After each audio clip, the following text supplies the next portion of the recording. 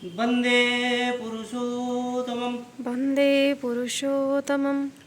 आज के वाणी है, बाधा प्राप्त काम ही क्रोध है और क्रोध ही होता है हिंसा के बंधु। श्री श्री पितृदेव मीरामंडल माँ को इस वाणी की आलोचना करने की निर्देश देते हैं। मीरामंडल माँ बोलती है, काम का मतलब कामना।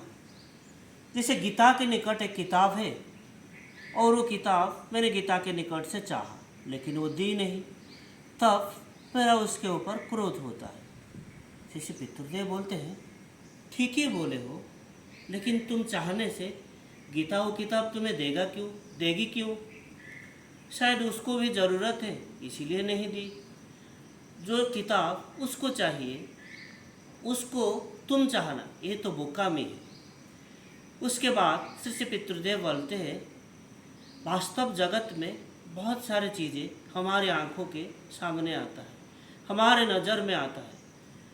फिर वो रामानंदन प्रसाद दा की ओर देख के बोलते हैं, जैसे तुम एक ज़मीन खरीदना चाहते हो और सतीश को पता चल गया और वो सोचा अगर ये ज़मीन को मैं खरीद लूँ तो भविष्य में बच्चों के लिए बहुत सुविधा होगा।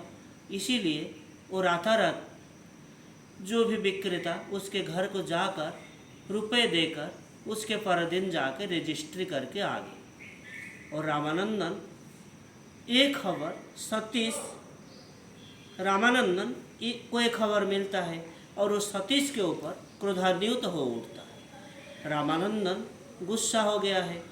ये खबर सतीश के कान को भी जाता है और दोनों के बीच में जो संपर्क था वो खराब हो जाता है। फिर रामानंदन सतीश के ऊपर हिंसा भाव रख के चलने लगता है। हम जब पावना में थे, मछली बाजार में ऐसे ही गंडगोल रोज ही होता था। जैसे मछली विक्रेता के निकट से कोई मछली खरीदने का ठीक किया है और विक्रेता को बोल के रखा है, और कोई आता है और वो क्रेता दुकानदार के निकट और भी थोड़ा ज़्यादा दाम लेकर खरीदना चाहते हैं। और ये देख के पहले का जो क्रेता धमकी के स्वर में बोलता है, देखो महाशय उसमें हाथ दे बेलना। फिर दूसरा क्रेता बोलता है, क्यों महाशय, उसमें तुम्हारे नाम खोद दिए हो। जैसे गाय बैल को लेकर, मछली लेकर, ज़मीन को लेकर ऐसे झगड़ा बहुत बार आंखों के सामने आता है।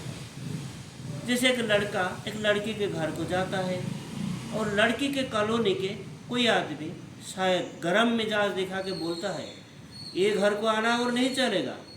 ऐसे घटना रोज ही घटता है। पहले क्रोध भाव सृष्टि होता है, फिर आता है हिंसा भाव। ये इष्ट प्रसंग से 13 अगस्त 76 से लिया गया है।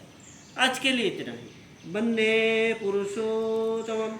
वंदे पुरुषोत्तमम्। जय गुरु।